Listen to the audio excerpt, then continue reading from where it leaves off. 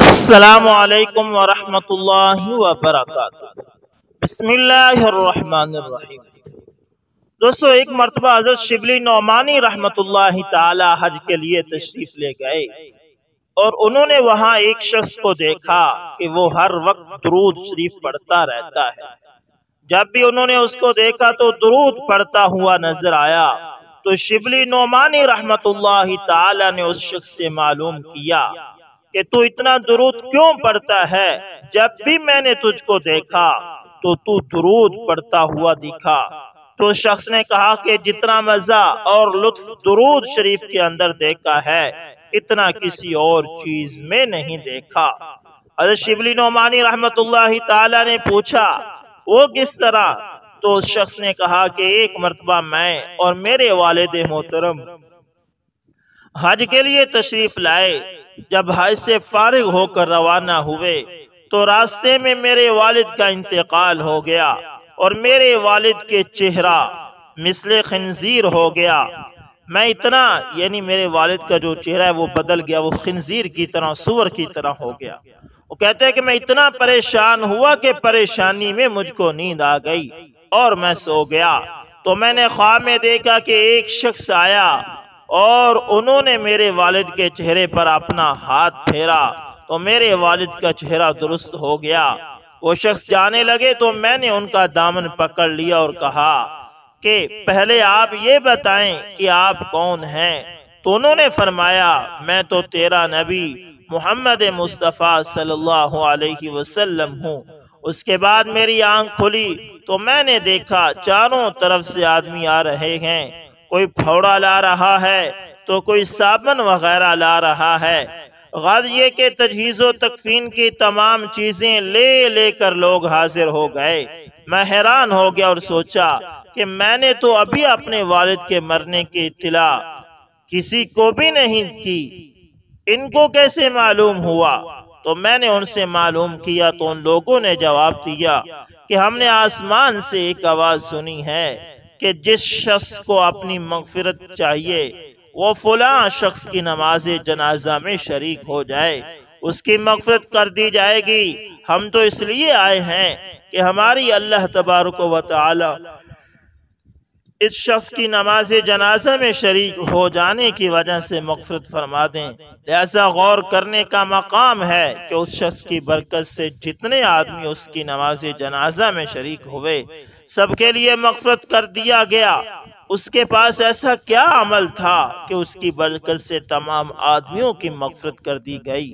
تو وہ شخص نبی کریم صلی اللہ علیہ وسلم پر کثرت سے درود پڑھتا تھا، اور اس شخص کا چہرہ مثل خنزیر اس لیے ہوا تھا کہ وہ آدمی سود لیا کرتا تھا۔ دیکھو، وہ شخص سود لیا کرتا تھا تو اللہ تبارک و تعالی نے اس کے لیے اور اس کی نماز جنازہ میں شریک ہونے والوں کے لیے مغفرت کر دی، صرف اور صرف نبی کریم صلی اللہ علیہ وسلم پر درود شریف بھیجنے کی وجہ سے۔ آپ غور فرمائیں کہ قیامت کے دن آپ سے آپ صلی اللہ علیہ وسلم سے اس کو کتنی قربت حاصل ہوگی۔ لہذا جو شخص اس بات کو پسند کرتا ہے کہ قیامت میں اس کو آپ صلی اللہ علیہ وسلم کی قربت حاصل ہو تو وہ بکثرت درود بھیجا کرے۔ اس سے زیادہ خوش قسمت اور خوش نصیب کون ہو سکتا ہے جس کو تاجدار مدینہ رحمت دو عالم صلی اللہ علیہ وسلم کی قربت حاصل ہو جائے۔ تو دوستو، یہ واقعہ ہم نے سبق آموز کہانیاں ٹیلی گرام سے لیا ہے۔ دوستو، اسی طرح 2 ماہ سے کوئی شخص میرے دروازے پر روزانہ کچرا پھینک کر چلا جاتا، بڑی کوشش کے باوجود بھی وہ پکڑ میں نہیں آ رہا تھا۔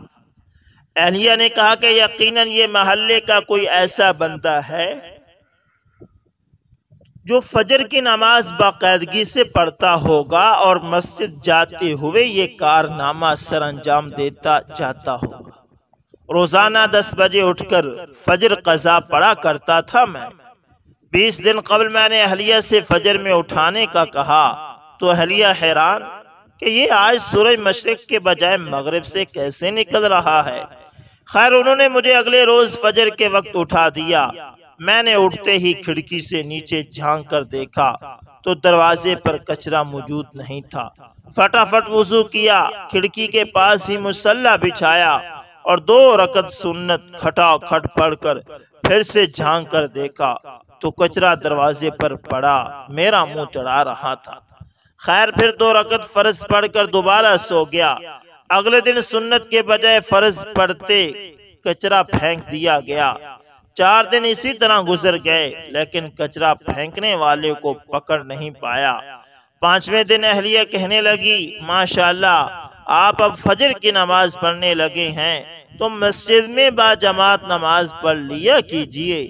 بات دل کو لگی اور 5ویں دن سنت گھر میں پڑھ کر جماعت سے 15 منٹ پہلے دروازے پر کرسی لگا کر بیٹھ گیا اور محلے کے نمازی حضرات کو آتے جاتے دیکھنے لگا کہ کس نمازی کے ہاتھ میں کچرے کا شاپر ہے، لیکن افسوس سارے خالی ہاتھ آتے دکھائی دیے۔ نماز پڑھ کر آیا تو دروازے پر کچرا موجود نہیں تھا۔ 1 ہفتے مسلسل پابندی سے با جماعت نماز پڑھنے کے بعد میں نے اہلیہ سے کہا بیگم اب کچرا پھینکنے والا شاید ڈر گیا ہے، جب ہی کچرا نہیں پھینک رہا، اب آپ مجھے فجر کے وقت نہیں اٹھانا۔ اہلیہ کچھ نہیں بولی۔ اگلے دن اہلیہ نے تو مجھے نہیں اٹھایا، البتہ میری خود آنکھ کھل گئی۔ کھڑکی سے جھانک کر دیکھا تو کچرا دروازے پر موجود تھا۔ ٹائم دیکھا تو فجر کا وقت تو باقی تھا لیکن جماعت نکل چکی تھی۔ اب اگلے دن پھر وہی معمول تھا۔ 2 ہفتے مسلسل فجر کی نماز با جماعت پڑھتا رہا اور دروازہ صاف ستھرا ملتا رہا۔ 2 ہفتے بعد اب میری جماعت سے فجر کی نماز پڑھنے کی عادت ہو چکی تھی اور الحمدللہ میں با جماعت فجر کی نماز پڑھنا شروع ہو گیا۔ پھر کچھ دن بعد رات کے کھانے میں اس کچرا پھینکنے والے کا ذکر آ گیا۔ میں اسے برا بھلا کہنے لگا۔ بیٹا بولا ابو آپ اسے برا تو نہ کہیں، بلکہ وہ تو آپ کا محسن ہے جس کی وجہ سے آپ فجر کی نماز با جماعت پابندی سے پڑھنے لگے ہیں۔ بیٹے کی بات سن کر میرے دماغ کو جھٹکا سا لگا اور سب کو غور سے دیکھنے لگا۔ مجھے یوں اپنی طرف دیکھتے ہوئے سارے ہنسنے لگے۔ بیٹا کہنے لگا ابو آپ کی وہ محسن اور کوئی نہیں بلکہ امی ہیں، آپ امی کا شکریہ ادا کیجئے۔ میں نے اہلیہ کو دیکھا تو کہنے لگی جب گھی سیدھی انگلی سے نہ نکلے تو ٹیڑھی انگلی سے نکالنا پڑتا ہے۔ دوستو یہ سبق ہے سب بیویوں کے لیے کہ وہ چاہیں تو اپنی اولاد کے علاوہ اپنے خاوند کی بھی تربیت کر سکتے ہیں، ہاں اگر وہ خود تربیت یافتہ ہوں۔ اللہ اکبر اللہ اکبر۔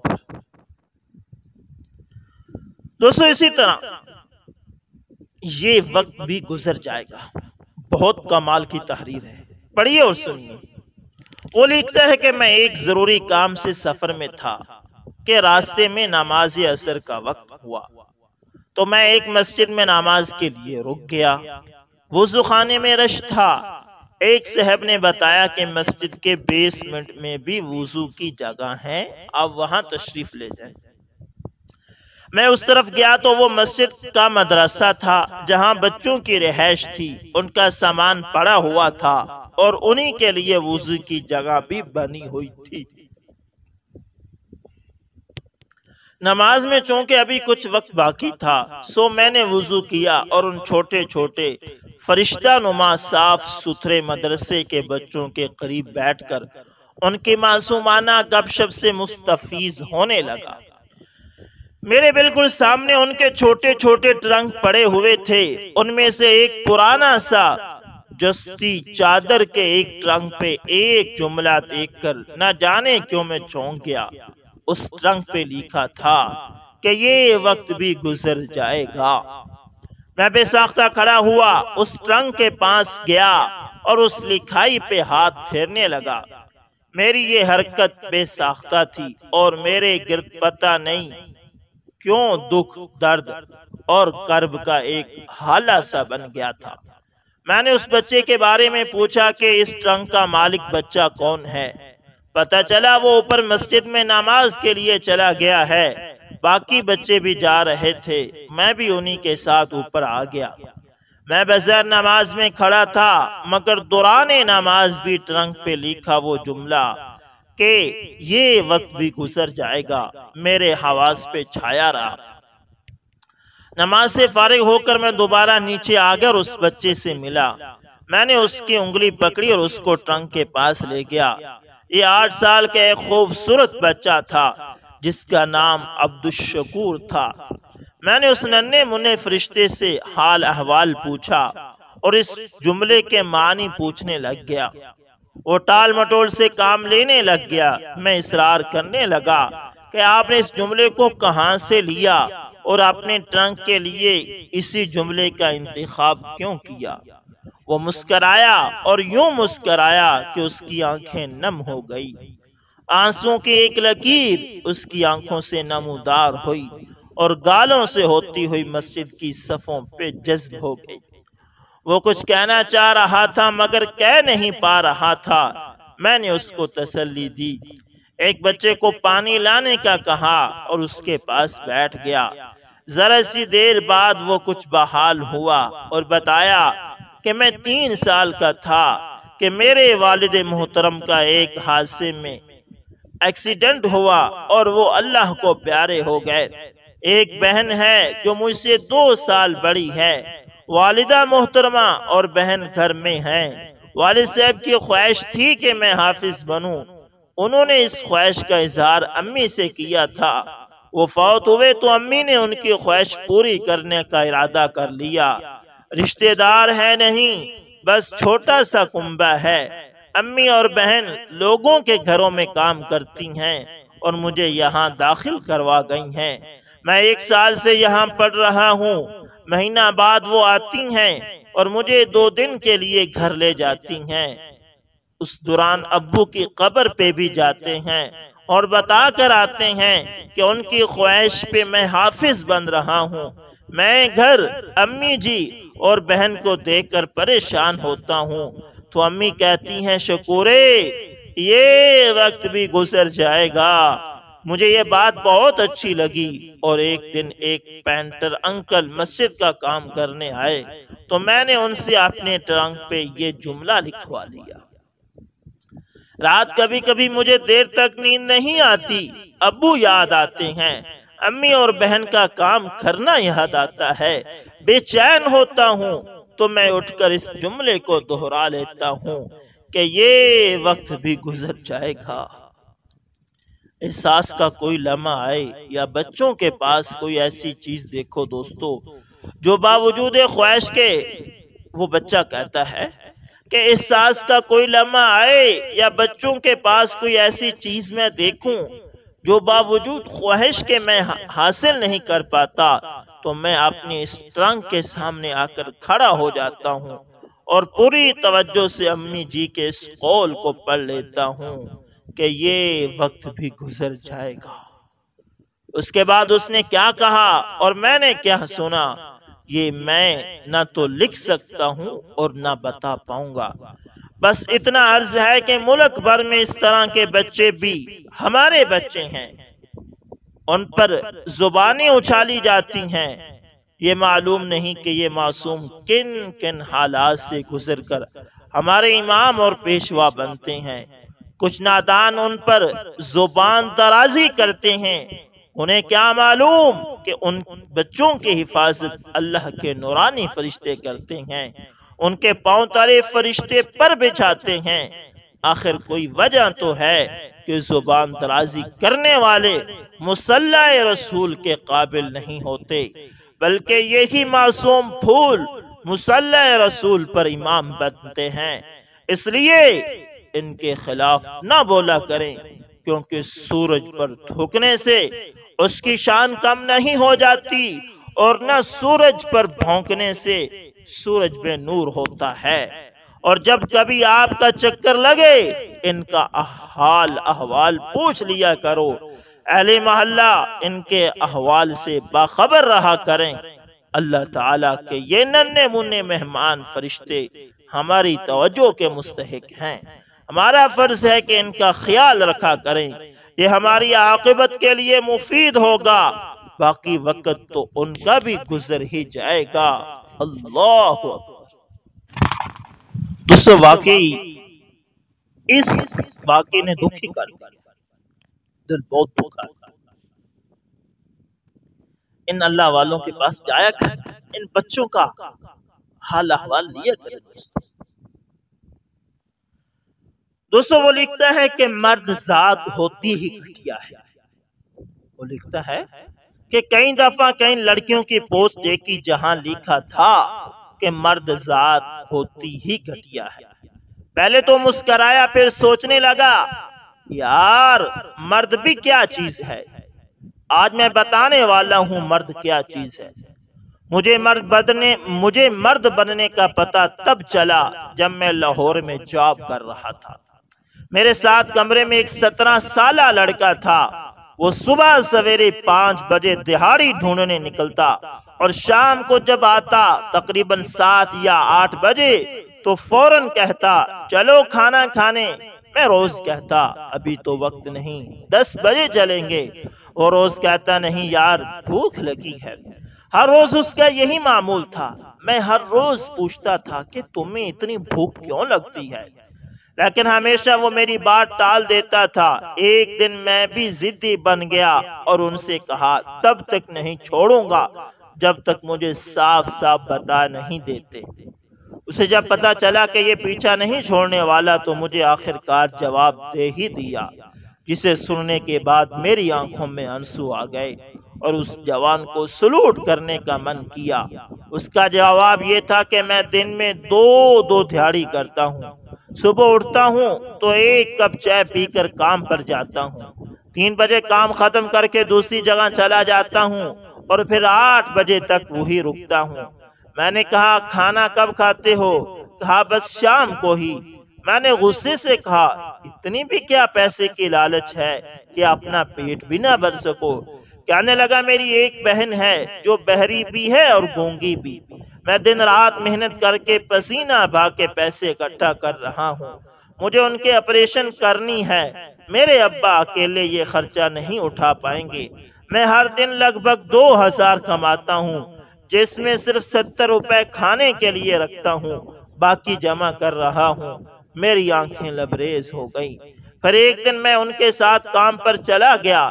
جانتے ہو وہ کام کیا کرتا تھا؟ 16 منزل تک ہر روز تقریباً آدھا ڈمپر ریت چڑھاتا تھا۔ اپنے پیٹ پر ریت باندھ کر اوپر لے جاتا تھا۔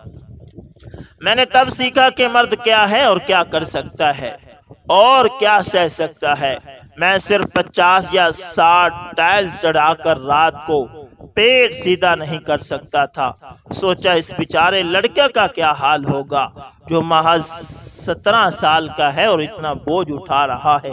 آج تقریباً 4 سال بعد ان سے رابطہ کیا تو کہنے لگا بہن کا آپریشن ہو گیا، اب وہ سن تو سکتی ہے پر بول نہیں سکتی، لیکن میں خوش ہوں، ان کی شادی کرا دی ہے۔ میں نے سوچا کہ وہ لڑکا کتنا اچھا ہے،